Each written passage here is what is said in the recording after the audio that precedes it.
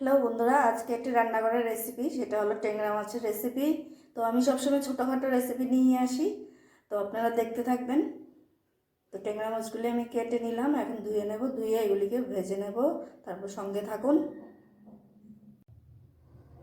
তো ট্যাংরা মাছগুলি আমি ধুয়ে নিলাম, এখন হলুদ লবণ মেখে নিলাম। তো এখন আমি এগুলিকে ভেজে নেব। এদিকে কড়াইটা বসিয়ে দিলাম, কড়াইটা বেশ গরম হয়ে গেছে, এখন আমি তেল দিয়ে দেবো ভাজার জন্য। তেলটা বেশ ধোয়া উঠে গেছে, এখন মাছগুলি দিয়ে দেব।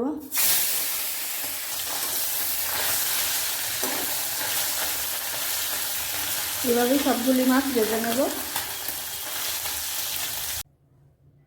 তো ট্যাংরা মাছগুলো আমার সম্পূর্ণ ভাজা হয়ে গেছে, দেখতে থাকুন আমি কিভাবে রান্না করি।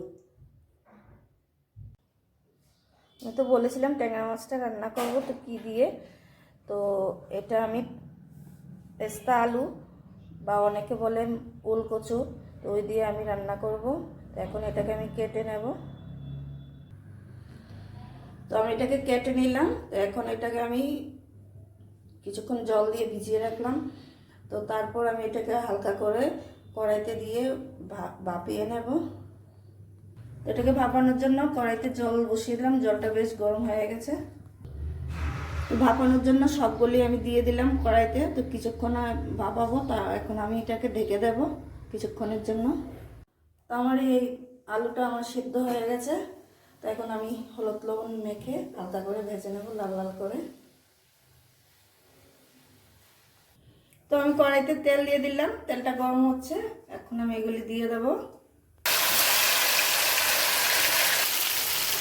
পেস্তা আলুগুলি সবগুলি দিয়ে দিলাম, এখন নেড়ে ছেড়ে লাল লাল করে ভেজে নেব।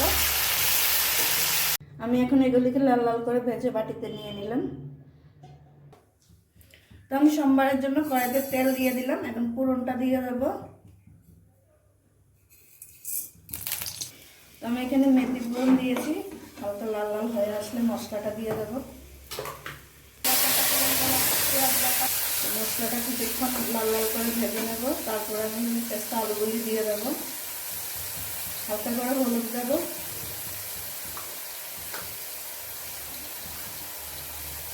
পরিমাণ মতো নুন দিয়ে দেব। কিছুক্ষণ মশলাটা ভাজা ভাজা করে নেব। মশলাটা যেন পুড়ে না যায়, হালকা করে একটু জল দিয়ে দিলাম, একটু সুন্দর ভাজা ভাজা হবে। তো মশলাটা আমার বেশ ভাজা ভাজা হয়ে গেছে, তেল ছেড়ে দিয়েছে, এখন আমি আলুগুলো দিয়ে দেবো আস্তে আস্তে। এই দিয়ে কিছুক্ষণ নাড়াচাড়া করে হালকা জল দিয়ে ফোটাবো, তারপর মাছগুলি দেবো।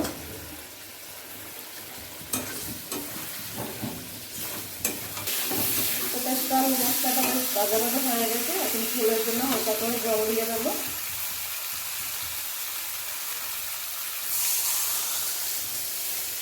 ঝোলটা দিয়ে কিছুক্ষণ ফোটাবো, তারপর মাছটা দেবো। তো আমার ঝোলটা বেশ টকবক করে ফুটে আসছে, তো এখন আমি মাছটা দিয়ে দেবো।